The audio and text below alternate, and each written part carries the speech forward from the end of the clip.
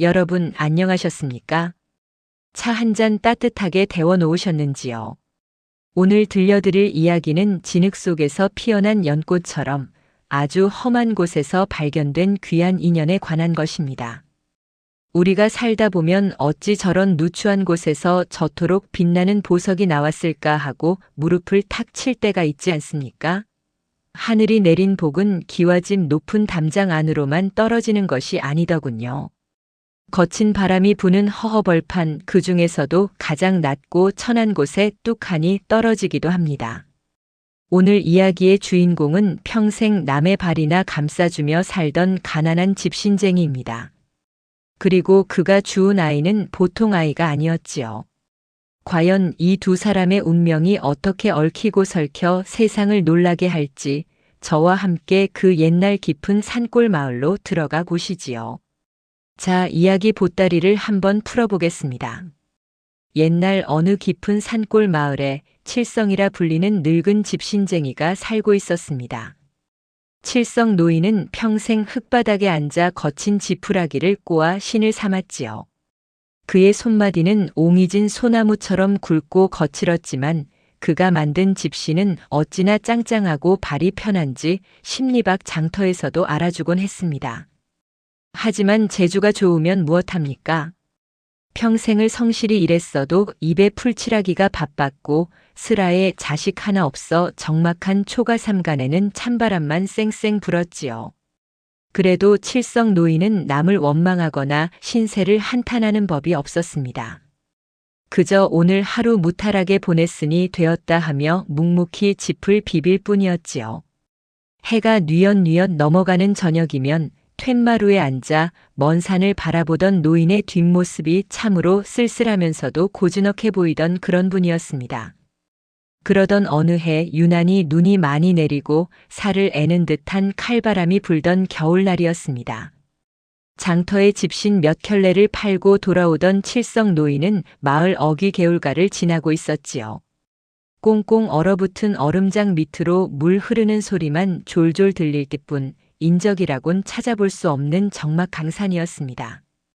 헌데 갈대숲 우거진 곳에서 희미하게 으앙하는 소리가 들려오지 않겠습니까? 처음에는 고라니 울음소리인가 싶어 무심히 지나치려 했지요. 하지만 발걸음을 옮길수록 그 소리는 갓난아이의 애타는 울음소리가 분명했습니다. 노인은 가슴이 철렁 내려앉아 등짐을 내려놓을 새도 없이 갈대숲을 헤치고 들어갔습니다. 그곳에는 낡은 강보에 쌓인 핏덩이 하나가 눈밭에 놓여 추위에 파랗게 질려가고 있었습니다. 노인은 떨리는 손으로 아이를 안아들었습니다. 이미 입술은 보랏빛으로 변해 있었지만 아이는 칠성 노인의 품에 안기자마자 거짓말처럼 울음을 딱 그쳤습니다. 그리고는 눈을 반짝 뜨는데 세상에 그 눈망울이 어찌나 깊고 총명해 보이는지 마치 밤하늘의 샛별이 뚝 떨어져 박힌 것 같았습니다. 보통의 갓난아이란 눈에 초점이 없고 멍하기 마련인데 이 아이는 노인의 주름진 얼굴을 빤히 쳐다보며 무언가 말하려는 듯한 눈빛을 보냈지요. 강보 속을 뒤져보니 이름 석자 적힌 종이조차 없었습니다. 쯧쯧. 어떤 모진 어미가 이 엄동설 안에 너를 버렸단 말이냐. 노인은 자신의 낡은 솜저고리를 벗어 아이를 감싸 안았습니다. 그 순간 노인은 묘한 전율을 느꼈습니다. 이 아이가 예사아이가 아님을 본능적으로 알아챈 것이지요. 집으로 돌아온 칠성 노인은 아랫목에 불을 지피고 미음을 쑤어 아이에게 먹였습니다.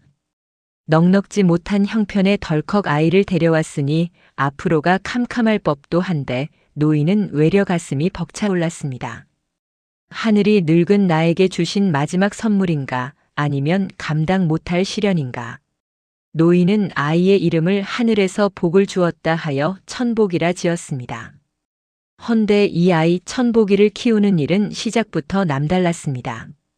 배가 고프면 칭얼대기는커녕 밥그릇을 톡톡 치며 신호를 보내고 기저귀가 젖으면 끙끙대며 몸을 뒤척여 어미 압이 없는 서름을 스스로 덜어주는 듯 했지요. 과연 천복이는 칠성 노인의 삶의 복덩이가 될까요? 아니면 화근이 될까요? 마을 사람들의 수군거림이 담장 너머로 들려오기 시작했습니다. 계절이 바뀌어 봄이 오고 천복이는 하루가 다르게 무럭무럭 자라났습니다. 그런데 그 자라는 속도가 여간 기이한 것이 아니었습니다. 100일이 갓 지났을 때 옹알이를 넘어 뚜렷한 말소리를 내뱉더니 돌이 되기도 전에 아장아장 걸어다니며 노인의 집신 꼬는 신용을 제법 따라하는 것이었습니다. 한 번은 노인이 장터에서 셈을 잘못 치르고 돌아와 이런 다푼을 덜 받았구나 하며 혀를 찼더니 옆에 있던 천복이 녀석이 아버지 다푼이면 집신 반 켤레 값이니 내일 장에서 더 받으세요 하고 또박또박 말하는 게 아니겠습니까? 그때 천복이 나이가 겨우 2살이었습니다. 칠성 노인은 기가 막히고 코가 막혀 들고 있던 집단을 떨어뜨리고 말았습니다. 신동이 났다. 신동이 났어. 노인의 가슴은 두려움 반 기쁨 반으로 콩닥거렸습니다. 천복이의 천재성은 3살이 되자 걷잡을 수 없이 드러났습니다. 마을 서당 훈장님이 아이들을 가르치는 소리가 담장을 넘어오면 천복이는 마당에 쭈그리고 앉아 나뭇가지로 흙바닥에 무언가를 끄적였습니다. 칠성 노인이 다가가 보니 세상에나 훈장님이 읊는 천자문을 그대로 바닥에 쓰고 있는 것이 아니겠습니까? 먹물 한 번 찍어본 적 없고 붓 한 번 잡아본 적 없는 아이가 귀동냥만으로 그를 깨우친 것입니다. 하늘 천 땅지 고사리 같은 손으로 획을 그어가는 천복이의 모습에서 서광이 비치는 듯 했습니다. 노인은 당장 달려가 훈장님께 자랑하고 싶었지만 꾹 참았습니다. 천한 집신쟁이 자식이 그를 안다고 하면 양반들 눈밖에 날까 두려웠기 때문이지요. 하지만 발 없는 말이 천리를 간다고 했지요. 집신쟁이네 주워온 자식이 신동이라는 소문은 아낙네들의 빨래터를 타고 삽시간에 온 고을로 퍼져나갔습니다. 어머, 그 집 애가 글쎄 한 번 들으면 다 외운다며? 점쟁이 말로는 왕이 될 상이라던데? 말 만들기 좋아하는 사람들의 입방아는 칠성 노인의 귀에도 들어왔습니다. 마을 사람들은 칠성 노인을 볼 때마다 비릿한 웃음을 흘리며 비아냥거렸습니다. 어이 칠성 영감 자식 농사 잘 지어 호강하겠소? 근데 그게 제 시도 아닌데 나중에 헐헐 날아가 버리면 어쩌나? 칠성 노인은 그럴 때마다 허허 웃어넘겼지만 속은 새카맣게 타들어갔습니다. 너무 뛰어난 재주는 되려 화를 부를 수도 있다는 옛말이 떠올랐기 때문입니다. 밤이 깊어 호롱불 아래서 칠성 노인은 천복이의 자는 얼굴을 하염없이 바라보곤 했습니다. 내 주제에 너를 어찌 감당하겠느냐. 너는 용이 되어 승천해야 할 아이인데 이 좁은 개천에서 썩게 할 수는 없다. 노인은 결심한 듯 장롱 깊숙한 곳에서 꼬깃꼬깃 모아둔 엽전 꾸러미를 꺼냈습니다. 평생 집신을 팔아 한 푼 두 푼 모은 그야말로 피와 땀이 서린 돈이었습니다. 다음 날 날이 밝자마자 노인은 읍내 지물포로 달려가 가장 질 좋은 종이와 먹 그리고 붓을 샀습니다. 쌀을 살 돈까지 탈탈 털었지만 붓을 받아들고 기뻐할 천복이를 생각하니 배고픔도 잊혀졌습니다. 이것이 바로 부모의 마음, 아니 기른 정의 위대함이 아니겠습니까? 천복이가 5살이 되던 해 마을의 유지이자 욕심 많기로 소문난 최참판이 칠성 노인의 집을 찾았습니다. 하인들을 대동하고 거드름을 피우며 나타난 최참판은 대뜸 천복이를 훑어보았습니다. 내 놈이 주워다 기른다는 그 신동이냐? 내 소문을 듣자 하니 글재주가 비상하다던데 내 앞에서 한번 솜씨를 뽐내보거라. 칠성 노인은 바짝 얼어붙어 머리를 조아렸지만 어린 천복이는 당당하게 고개를 들고 최참판을 똑바로 쳐다보았습니다. 그리고는 붓을 들어 종이에 일필의지로 글을 써내려갔습니다. 그 글귀를 본 최참판의 얼굴이 불그락푸르락 변하기 시작했습니다. 과연 천복이는 무엇을 썼기에 천하의 최참판을 당황하게 만들었을까요? 이제부터 본격적인 시련이 시작되려나 봅니다. 천복이가 쓴 글귀는 바로 적선지가 필유여경이었습니다. 착한 일을 많이 한 집안에는 반드시 경사가 넘친다는 뜻이지요. 얼핏 보면 덕담 같으나 평소 소장농들을 쥐어짜고 곡간 채우기에만 급급했던 최 참판에게는 뼈를 때리는 일침이나 다름없었습니다. 젖비린내 나는 5살배기가, 그것도 천한 집신쟁이 자식이 감히 훈계조의 글을 내밀다니요. 최 참판의 눈썹이 꿈틀거리더니 이내 고함이 터져 나왔습니다. 이놈, 내 놈이 지금 나를 능멸하는 것이냐? 벼락 같은 호통에 마당에 있던 닭들이 푸드덕 날아올랐습니다. 칠성 노인은 그 자리에 털썩 주저앉아 벌벌 떨며 용서를 빌었지요. 하지만 천복이는 눈 하나 깜짝하지 않고 또랑또랑한 목소리로 답했습니다. 대감마님, 글에는 주인이 없다 배웠습니다. 제 마음을 담아 썼을 뿐인데 어찌 노여워하십니까? 그 당돌함에 최 참판은 말문이 막히고 말았습니다. 분기탱천한 최 참판의 눈에 탐욕스러운 빛이 스쳤습니다. 제 아들은 10살이 넘도록 천자문도 못 돼서 속을 썩이는데 이놈은 보아하니 물건이거든요. 최 참판은 수염을 비틀며 음흉한 속내를 드러냈습니다. 내 이놈 칠성이 내가 감히 이런 요물을 키우고 있었구나. 내 너의 무례함은 괘씸하나 그 재주가 아까워 기회를 주겠다. 노인은 바닥에 머리를 찌우며 가뭅하다고 외쳤습니다. 그러나 이어진 말은 청천벽력과도 같았습니다. 이 아이를 내 아들의 글동무로 들여라. 말이 좋아 글동무지 내 아들의 수발을 들며 종노릇을 하라는 게야. 칠성 노인은 눈앞이 캄캄해졌습니다. 금지옥엽 키운 내 새끼를 저 욕심쟁이 영감의 바보 아들 밑닦개로 보내라니요. 노인은 죽어도 그리 할 수는 없다고 생각했습니다. 대감마님, 제발 그것만은 거두어 주십시오. 이 아이는 제 목숨과도 같은 아이입니다. 차라리 제 뼈를 갈아 집신을 1000켤레 바치겠습니다요. 칠성 노인은 최 참판의 바짓가랑이를 잡고 애원했습니다. 굵은 눈물방울이 뚝뚝 떨어져 마른 땅을 적셨지요. 하지만 최 참판은 매정하게 노인을 발로 걷어찼습니다. 에이, 재수없다. 썩 물러가지 못할까? 내일 날이 밝기 전까지 아이를 보내지 않으면 내 놈이 이 마을에서 다신 발을 붙이지 못하게 만들 테다. 하인들이 달려들어 노인을 대문 밖으로 질질 끌어냈습니다. 천복이는 울지 않고 입술을 꽉 깨문 채 흙투성이가 된 아버지를 부축했습니다. 그 조그만 등 뒤로 대문이 쾅 하고 닫히는 소리가 천둥 소리처럼 울려 퍼졌습니다. 집으로 돌아오는 길은 천리만리 같았습니다. 해는 뉘엿뉘엿 서산으로 넘어가고 붉은 노을이 두 사람의 그림자를 길게 늘어뜨렸습니다. 칠성 노인은 다리를 절뚝거리면서도 혹여나 천복이가 다쳤을까봐 연신 아이의 얼굴을 살폈습니다. 천복아, 아비가 못나서 미안하다. 정말 미안하다. 노인의 한숨 섞인 푸념에 천복이는 아무 말 없이 고사리 같은 손으로 아버지의 거친 손을 꽉 잡았습니다.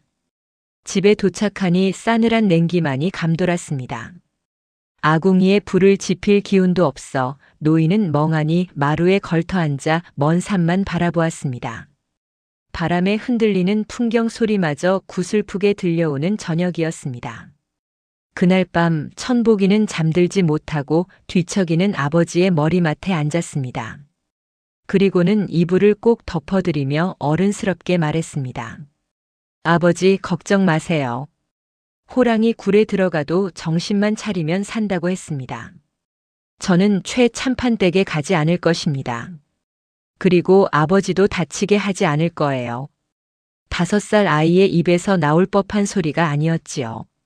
칠성 노인은 왈칵 눈물이 쏟아져 아이를 품에 와락 끌어안았습니다. 그래, 내 너를 어찌 보내겠느냐. 우리가 굶어 죽으면 죽었지. 내 재주를 그 더러운 곳에 쓰게 할 순 없다. 부자는 서로의 체온을 느끼며 불안한 밤을 지새웠습니다. 칠흑 같은 어둠 속에서도 천복이의 눈동자만은 별처럼 빛나고 있었습니다. 다음 날 새벽 뜻밖의 손님이 찾아왔습니다. 바로 서당의 훈장님이었습니다. 훈장님은 갓을 깊게 눌러쓰고 주변을 두리번거리며 조심스럽게 살인문을 열었습니다. 칠성 영감 안에 있는가? 훈장님은 최 참판댁에서 있었던 일을 전해 듣고 밤새 고민하다가 달려온 것이었습니다.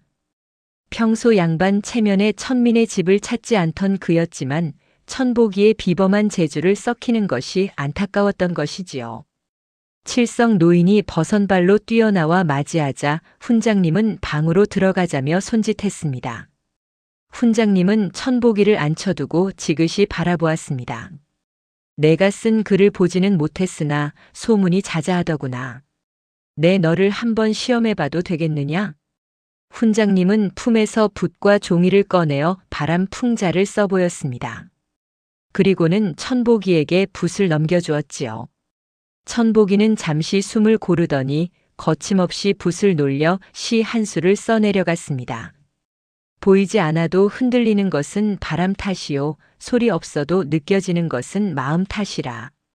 아직 어린아이가 썼다고는 믿기 힘든 깊은 통찰이 담긴 문장이었습니다.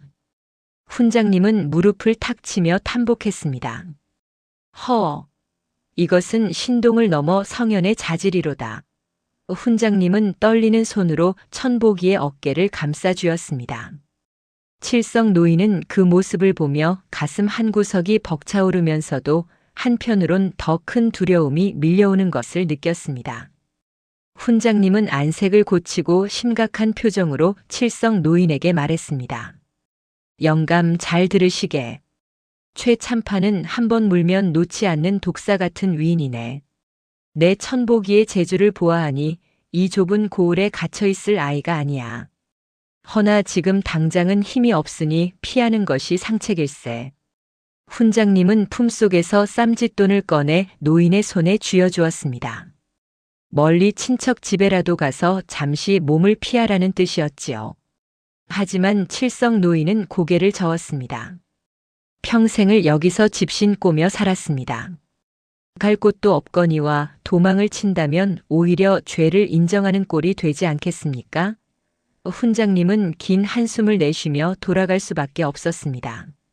폭풍우가 몰아치기 전에 고요함처럼 위태로운 정적이 감돌았습니다.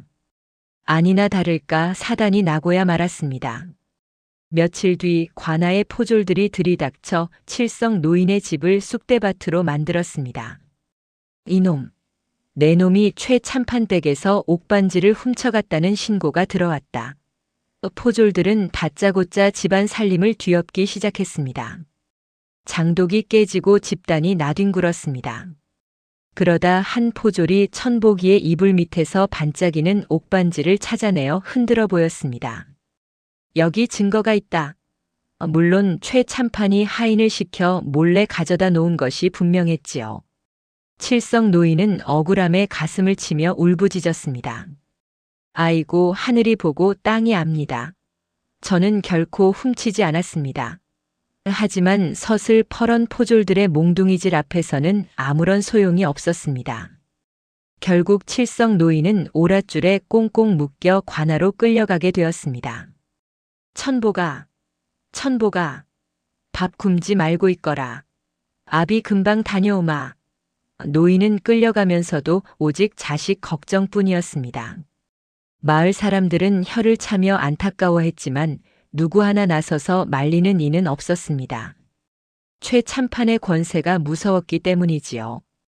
홀로 남겨진 5살 천복이는 마당 한가운데 서서 멀어지는 아버지를 바라보았습니다. 그런데 이상합니다. 아이의 눈에는 눈물이 맺혀 있었지만 그 표정은 겁에 질린 아이의 것이 아니었습니다. 주먹을 꽉 쥐고 입술을 앙다문 천복이의 눈빛은 마치 복수를 다짐하는 장수처럼 이글거리고 있었습니다. 이제 이 어린 천재가 과연 어떻게 아버지를 구해낼까요? 포졸들이 휩쓸고 간 자리는 그야말로 난장판이었습니다. 깨진 독조각이 마당에 흩어져 있고 칠성 노인이 그토록 아끼던 집신 묶음도 흙구덩이에 처박혀 있었지요. 보통의 5살 아이라면 그 처참한 광경에 질려 목 놓아 울었을 터입니다. 허나 천복이는 달랐습니다. 아이는 울음을 뚝 그치고 마당 한 구석에 널브러진 빗자루를 집어들었습니다. 그러고는 묵묵히 마당을 쓸기 시작했습니다.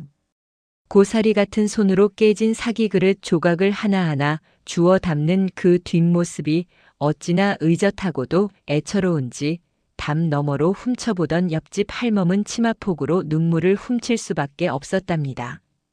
천복이는 알고 있었던 겁니다. 지금 주저앉아 울기만 해서는 억울하게 잡혀간 아버지를 결코 구해낼 수 없다는 사실을 말이지요. 어둑어둑해지는 하늘 아래 아이의 눈빛은 밤하늘의 북극성처럼 차갑고도 또렷하게 빛나고 있었습니다. 이튿날 동이 트자마자 천복이는 서당으로 향했습니다. 훈장님은 밤새 한숨으로 지새운 듯 퀭한 눈으로 방문을 열었지요. 마당에 들어선 천복이는 훈장님께 큰 절을 올렸습니다. 훈장님, 제 아버지를 구해 주십시오. 훈장님은 난처한 기색을 감추지 못하며 고개를 떨구었습니다. 천보가, 내 힘으로는 최참판의 권세를 당해낼 재간이 없구나. 하지만 천복이는 물러서지 않았습니다. 돈이나 힘을 빌려달라는 것이 아닙니다. 훈장님께서 관아에 들어가실 수 있도록 길만 터주십시오. 할 말은 제가 하겠습니다. 5살 아이의 입에서 나왔다고는 믿기 힘든 단호함이었습니다. 훈장님은 아이의 눈을 가만히 들여다보았습니다. 그 속에는 이미 수십 년을 산 어른보다 더 깊은 지혜와 결기가 서려 있었지요. 결국 훈장님은 갓근을 고쳐 매며 결심한 듯 고개를 끄덕였습니다. 그 시각 관아의 옥사는 습하고 차가운 냉기로 가득했습니다. 칠성 노인은 엉망이 된 몰골로 차가운 바닥에 쓰러져 있었지요. 밤새 모진 신문을 당한 탓에 온몸이 멍투성이었습니다. 어서 바른 대로 말해라. 내 놈이 옥반지를 훔치지 않았느냐. 포졸의 호통에도 노인은 힘겹게 고개를 저을 뿐이었습니다. 나으리, 저는 훔치지 않았습니다. 노인의 목소리는 갈라지고 끊어졌지만 그 진심만은 꺾이지 않았습니다. 칠성 노인의 머릿속에는 오직 집에 홀로 남겨진 천복이 생각뿐이었습니다. 내가 여기서 죄를 인정하면 우리 천복이는 도둑의 자식이 된다. 그것만은 절대 안 돼. 노인은 아들의 앞길을 막지 않겠다는 일념 하나로 뼈가 으스러지는 고통을 이를 악물며 견뎌내고 있었던 것입니다. 참으로 눈물겨운 부성애가 아닐 수 없습니다. 그때였습니다. 관아 입구가 소란스러워지기 시작했습니다. 물러거라. 여기가 어디라고 감히 들어오려 하느냐. 포졸들이 긴 창으로 앞을 막아섰지만 훈장님과 천복이는 꿈쩍도 하지 않았습니다. 훈장님은 헛기침을 하며 양반의 위엄을 보였고 천복이는 포졸들을 올려다보며 당돌하게 외쳤습니다. 사또 나으리께 드릴 말씀이 있어 왔습니다. 억울한 백성의 말을 듣는 것이 관아의 도리거늘 어찌 아이의 말이라 하여 막으십니까? 그 목소리가 어찌나 청아하고 또렷한지 지나가던 행인들마저 발걸음을 멈추고 웅성거리기 시작했습니다. 저 꼬맹이가 보통이 아니네 그려. 소란이 커지자 안에서 사또의 불호령이 떨어졌습니다. 밖이 왜 이리 시끄러우냐? 들여보내라. 드디어 굳게 닫혔던 관아의 문이 열리는 순간이었습니다. 관아 앞마당에는 긴장감이 감돌았습니다. 높은 대청마루 위에는 사또가 거만하게 앉아 있고 그 옆에는 최참판이 비릿한 웃음을 흘리며 부채질을 하고 있었지요. 마당 한가운데 꿇어앉은 칠성 노인은 천복이를 보자마자 소스라치게 놀랐습니다. 천복아. 여기가 어디라고 오느냐? 어서 가거라. 하지만 천복이는 아버지에게 눈짓으로 안심하라는 신호를 보내고는 사또를 향해 정중하게 읍소했습니다. 소인 아비의 억울함을 풀고자 왔습니다. 사또는 코웃음을 쳤습니다. 5살 배기가 아비의 억울함을 푼다? 내 아비는 옥반지를 훔친 도둑이다. 증거가 명백한데 무슨 할 말이 있단 말이냐? 사또의 비웃음에도 천복이는 눈 하나 깜짝하지 않고 또박또박 말을 이어나갔습니다. 사또 나으리 세상에 어떤 도둑이 훔친 물건을 제 자식의 이불 밑에 숨기겠습니까? 천복이의 질문에 장내가 일순간 조용해졌습니다. 사또가 미간을 찌푸리며 물었습니다. 그야 아무도 모를 곳이라 생각했겠지. 천복이는 기다렸다는 듯 받아쳤습니다. 아닙니다. 만약 아버지가 훔쳤다면 집 더미 속이나 땅속 깊이 묻었을 것입니다. 포졸들이 들이닥치자마자 바로 찾을 수 있는 아이 이불 밑에 두었다는 것은 누군가 일부러 그곳에 가져다 놓았다는 증거가 아니겠습니까? 논리 정연한 아이의 말에 구경하던 백성들이 술렁이기 시작했습니다. 가만 보니 그 말이 맞네. 도둑이 미치지 않고서야. 최 참판의 얼굴이 불그락푸르락해졌습니다. 저 건방진 놈이 어디서 말장난을. 최 참판은 씩씩거리며 자리에서 벌떡 일어났습니다. 사또, 저놈은 요물입니다. 어린 놈의 혀놀림에 넘어가시면 안 됩니다. 하지만 천복이는 최 참판을 똑바로 쳐다보며 빙긋 웃어 보였습니다. 대감마님, 잃어버리셨다는 그 옥반지가 그렇게 귀한 것입니까? 최 참판은 얼떨결에 대답했습니다. 내 조상 대대로 내려오는 갑오 중의 갑오다. 천복이는 고개를 갸웃거렸습니다. 그토록 귀한 갑오라면 대감마님께서는 그 반지의 생김새를 누구보다 잘 아시겠군요. 그렇다마다. 최 참판이 콧방귀를 뀌자 천복이는 사또를 향해 말했습니다. 사또 나으리, 지금 증거물인 옥반지는 상자 안에 들어있어 보이지 않습니다. 최 참판 대감께서 그 반지의 특징을 말씀하시게 하고 실제 반지와 맞는지 확인해 주십시오. 사또는 호기심이 동했는지 고개를 끄덕였습니다. 오호라, 그거 재미있는 제안이로구나. 여봐라, 반지가 든 상자를 가져오너라. 사또는 상자를 제 앞에 두고 최 참판에게 물었습니다. 자, 참판. 이 반지에 어떤 특징이 있는가? 최 참판은 당황했습니다. 사실 그 반지는 하인을 시켜 시장에서 급히 사온 싸구려 반지였기 때문이지요. 하지만 여기서 모른다고 할 수는 없는 노릇이었습니다. 그는 땀을 뻘뻘 흘리며 둘러대기 시작했습니다. 그 반지는 아주 맑은 초록색이고 안쪽에 복자가 새겨져 있어. 그는 대충 그럴듯한 거짓말을 내뱉었습니다. 천복이의 눈이 반짝 빛났습니다. 덫에 걸려든 것입니다. 천복이는 회심의 미소를 지으며 사또를 바라보았습니다. 사또는 천천히 상자를 열어 반지를 꺼냈습니다. 그리고는 요리조리 살펴보았지요. 관아 안의 모든 눈과 귀가 사또의 입에 쏠렸습니다. 침을 꼴깍 삼키는 소리가 들릴 정도로 긴장된 순간이었습니다. 사또의 표정이 묘하게 일그러지더니 이내 최 참판을 향해 눈을 부라렸습니다. 이복의 참판. 이 반지에는 아무런 글자도 새겨져 있지 않네만.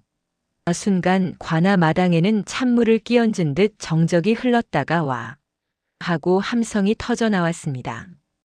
꺼봐. 최 참판이 거짓말을 한 게야. 천벌을 받을 놈들. 백성들의 분노가 들끓기 시작했습니다. 최 참판은 얼굴이 하얗게 질려 주저앉고 말았습니다. 아니. 그것이 제가 착각을 변명하려 했지만 이미 엎질러진 물이었습니다. 당황한 것은 최 참판뿐만이 아니었습니다.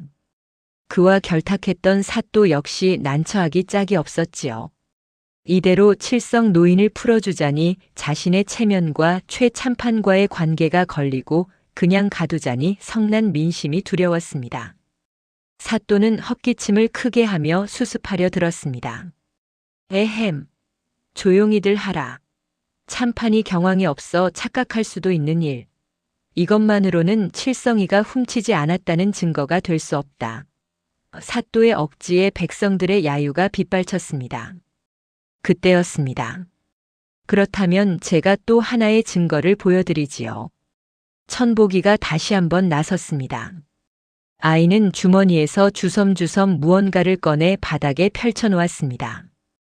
그것은 바로 수치로 그린 최 참판댁의 지도였습니다. 5살 아이가 그렸다고는 믿기지 않을 만큼 정교한 그림에 모두가 숨을 죽였습니다. 천복이가 바닥에 펼친 지도는 어린아이가 그렸다고는 믿기 힘들 만큼 상세했습니다. 최참판댁의 담장과 뒷문, 그리고 안채로 이어지는 샛길까지 훤히 그려져 있었지요. 천복이는 고사리 같은 손가락으로 지도의 한 구석을 가리키며 입을 열었습니다. 사또 나으리, 이 길은 최참판댁 하인들이 몰래 드나드는 개구멍 길입니다. 저희 아버지는 평생 남의 물건에 손대신 적이 없어 이런 샛길이 있는 줄도 모르십니다. 하지만 물건을 몰래 가져다 놓은 사람은 남의 눈을 피해 이 길을 이용했을 것입니다. 아이의 당찬 설명에 구경꾼들은 고개를 끄덕이며 탐복했습니다. 최참판의 얼굴은 흑빛이 되어 부들부들 떨리기 시작했지요. 천복이는 그 틈을 놓치지 않고 쐐기를 박았습니다.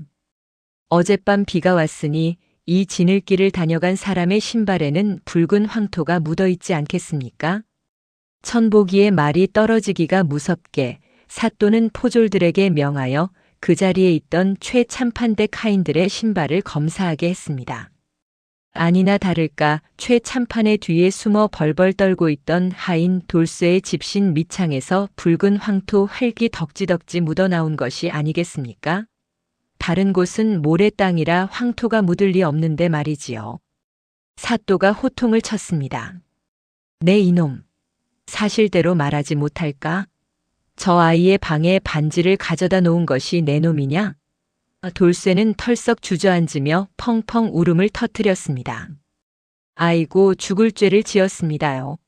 저는 그저 대감마님께서 시키는 대로 했을 뿐입니다요. 모든 진실이 백일하에 드러나는 순간이었습니다. 관아 마당은 그야말로 발칵 뒤집혔습니다. 저런 천하의 몹쓸 놈들. 백성들은 최참판을 향해 삿대질하며 분노를 터뜨렸습니다. 제 꾀에 제가 넘어간 꼴이 된 최참판은 쥐구멍이라도 찾고 싶은 심정이었을 겁니다. 칠성 노인을 도둑으로 몰아 내쫓고 그 영특한 천복이를 종으로 삼으려던 검은 속내가 만천하에 드러났으니 말입니다.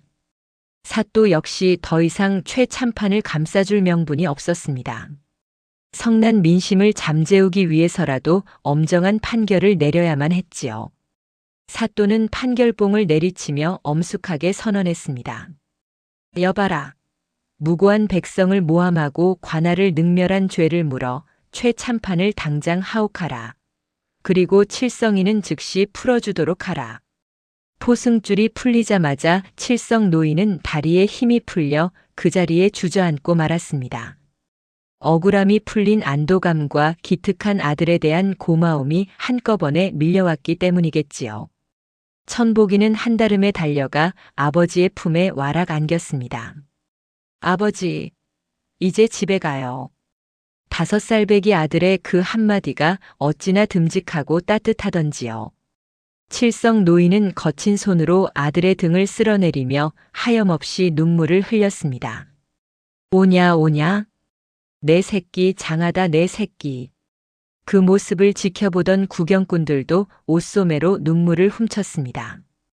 핏줄 하나 섞이지 않았지만 그 어떤 부자지간보다 끈끈한 사랑이 관아 안을 가득 채웠습니다.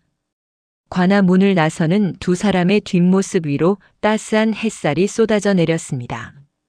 사람들은 두 사람에게 박수를 보내며 환호했습니다. 천재 꼬마 만세. 집신 할아버지 만세. 그날 이후 최참판은 곤장을 맞고 막대한 벌금을 물어 가세가 크게 기울었고 다시는 마을 사람들을 괴롭히지 못했다고 합니다. 권력을 믿고 힘없는 이들을 짓밟으려 했던 자의 말로가 참으로 비참하지요. 이를 두고 사필귀정 모든 일은 반드시 바른 길로 돌아간다고 하는가 봅니다. 악한 꾀는 잠시 통할지 몰라도 진실과 지혜 앞에서는 결국 무릎을 꿇게 마련이라는 것을 천복이가 똑똑히 보여주었습니다. 소문은 발 없는 말이 되어 천리를 갔습니다. 5살 신동이 아비를 구했다는 이야기는 인근 마을은 물론 한양도성까지 퍼져나갔지요. 사람들은 천복이를 하늘이 내린 아이라 부르며 칭송했습니다.